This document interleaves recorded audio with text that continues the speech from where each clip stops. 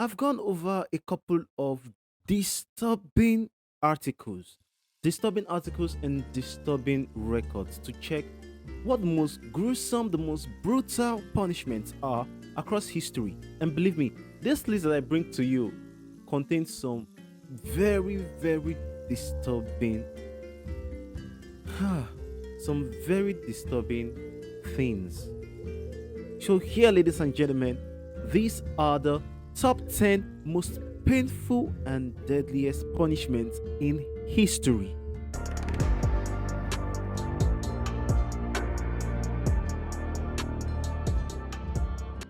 Welcome in again, guys. Welcome. I'm Mark Terrence, and this is Mark's Myth and Legend, where we'll talk about everything mythology and history related. Well, today we're talking about something quite disturbing. We're talking about the top 10 most agonizing punishments in the history of mankind. And believe me, some of these punishments, I just sit to wonder, how did someone sit down and think about such a punishment? It's like over in history when there was no TV or cheap entertainments that you can get from your phone and social media and things like that. It's like this gave them a lot of time to come out with ways to punish their enemies, because that was basically what they were doing, going to wars, having fights, and I basically think so. Curse, damn! This list contains some horrible things. On number 10, we have crucifixion. Now let's talk a little bit about ancient Rome. See, ancient Rome dished out punishment according to how you are in the society. Your level in the society deeply influenced the type of punishment that you would get. Most crimes would just get a slap on the wrist, and by slap on the wrist I mean whipping and paying fines. But when you are at a certain level in the society, your punishment gains.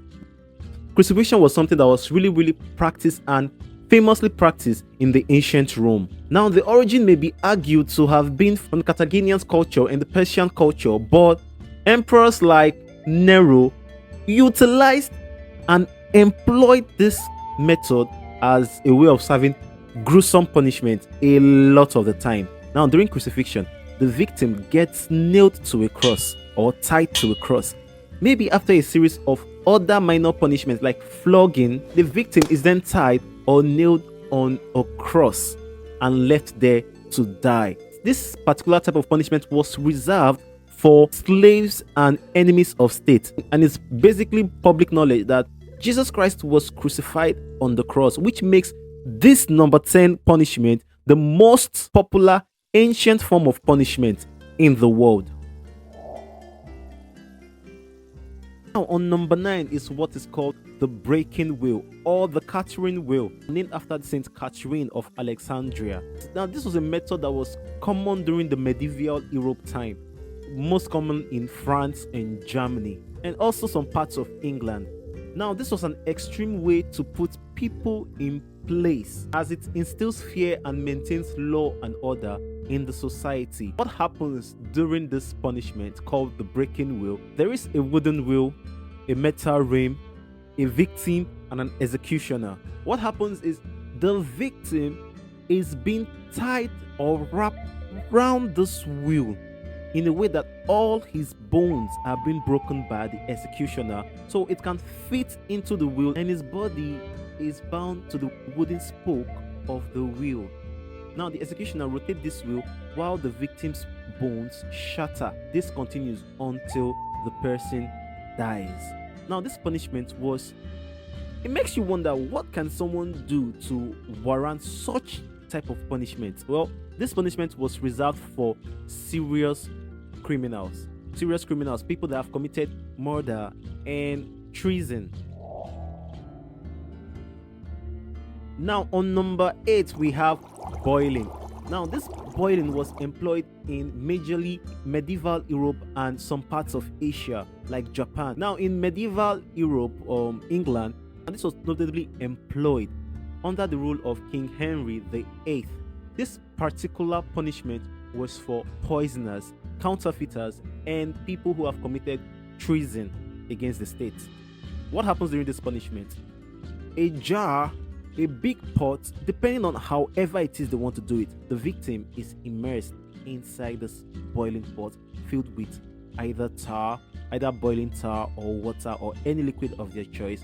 The screams that would come from such a punishment can only be imagined. In number 7, now personally for me, this has to be the most cruel punishment that has ever been invented. But there are still some other things on this list that makes you go, why? Now this method is what we call the brazen bull, which was mostly employed in ancient Greece. Now this method was invented by Perillus of Athens, but mostly used by the tyrants called Acragas in Sicily around about 570 to 554 BC. Now, what is this brazen bull method? Let me tell you. Now, there is a hollow brazen bull, and the victim is placed inside this brazen bull. Then they light fire underneath the brazen bull. Now, you can imagine what it means for someone to actually roast and burn alive. Now, this brazen bull has been mechanized in a way whereby the sounds of the scream that comes from inside this brazen bull sounds like the bellowing of a cow. And basically, just like many of the punishments on this list, this was reserved for severe offenders like people that have committed murder and enemies of state. Now, I have to repeat that the level of cruelty that goes into this particular punishment is insane. In this number 6, this one is a bit disturbing. On number 6 is impalement. Impalement was employed and practiced by many cultures as a form of giving punishment. Places where this was common were places like Romania, ancient Assyria, and the Ottoman Empire. There is a particular name that is popular with this particular punishment. If you guessed it right, type it in the comment section. Vlad the Impaler of Wallachia, who uses this method to instill fear in everybody that he was ruling over. What happens when this punishment is being granted is the victim or offender, depending on what happens, but the victim is being told to lay flat on his stomach. Hands are tied behind his back, and a device or a small weapon is used to cut open a part of his behind to create more surface area for them to insert a wooden pole that has been tapered at the tip. But before they insert this pole, a paste is attached to the area of insertion. Now this wooden pole is inserted until it reaches the victim's mouth and comes out of the victim's mouth. Now I wonder what was going through the minds of the person that invented this particular type of punishment. Because the pushing doesn't just go through, the wood is being hit by a mallet till it gets in front of the mouth. Honestly, the thought of this particular punishment is disturbing. Really, really disturbing. Just like many of the things in this is reserved for severe offenders, murderers, thieves, people that have participated in rebellious activities, and people that have committed treason. Now we come to another very disturbing one, sawing.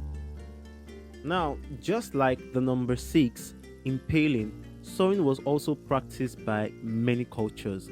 The medieval Europe, the ancient Roman Empire, and ancient Persia. Now, this method was employed by a number of tyrants.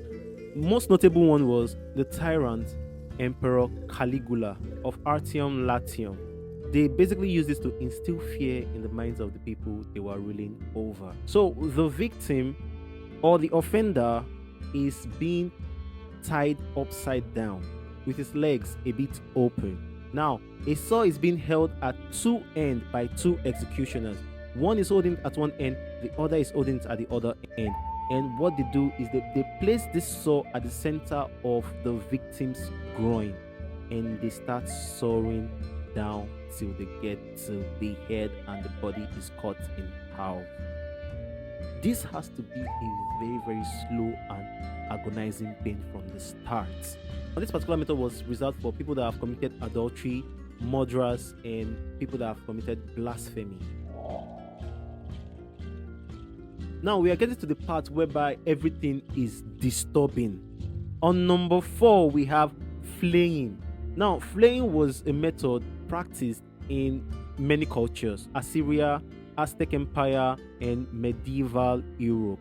Kings like Assyrian King Ashurnasirpal II brutally enforced this punishment for crimes like treason and sacrilege. And what basically happens is that the skin of the victim or the offender is being peeled right from the feet till they get to the head. Now, most of the time, the victim dies due to shock, infection, blood loss, but they always made sure to complete the job. Now we go on the boats of the Vikings and go to the Viking Age, where we have one of the most gruesome ways to actually be punished. This is number 3, and number 3 is called blood eagle. Now, the Vikings were actually a civilized set of people. Besides the fact that they used to raid other places and brutally kill people, but over at their end, they were very, very civilized people. They were very, very civilized people, as they had a structure and they had ways of enforcing their laws and they had ways of punishing people. The blood eagle is common amongst leaders and people seeking retribution. So if a son wants to avenge his father, he is going to pass the punishment of blood eagle to the offender. Now, what is blood eagle? So blood eagle is a process whereby there is a cut at the back to expose the backbone, and the ribs are being plucked out of the backbone and stretched outwards in a way that it looks like a wing. Now the lungs are being extracted from the body and dripped on the open ribs, and salt is being applied on the body. This is particularly done to inflict the extreme amount of pain that one can feel before someone. Now, this is actually the most popular or the most common punishment that we can say we know of from the Viking Age. On number 2, we go to China for this one. Now, this particular punishment method is called Lingchi, also known as death by 1,000 cuts. This was more notably utilized during the Tang and the Jin dynasties, basically to punish heinous crimes like treason or murder of a family member. Now the victim is tied to a post and the executioner takes his knife and slices the person one by one till he gets to 1,000 cuts. Now, after a few cuts, the skins are already falling off. This is actually a very, very slow and very painful punishment. I know you've all been wondering, oh, so what is number 1 then? I know it may seem that everything I've mentioned so far seemed very elaborate, very, very agonizing and very painful. But believe me, number 1 takes it to a whole nother level. Number 1 puts you in a state whereby you really just wish to end it all as early as possible. But it's not possible because you have to stay there agonized and in pain till you are finished off by this method. Now, sitting on number 1 is what we call scaphism. Scaphism was a method employed in ancient Persia. This was a method particularly used under the rule of King Artaxerxes II. How does this scaphism work? The victim or the offender is placed in between 2 boats. Now, before placing the victim in between 2 boats, he is fed with a mixture of honey and milk. And also, honey and milk is used to rub all over his body, and is bound in between 2 boats or a hollow tree trunk and set to float on the stagnant water or a pond. Everybody knows that a pond or stagnant water are breeding space for insects, and that is what they are after, because once you're there floating for days, floating for hours or days or weeks, depending on how long you are there, you start to deteriorate, and all these insects basically finishes the job because they slowly eat the person alive till the person passes away.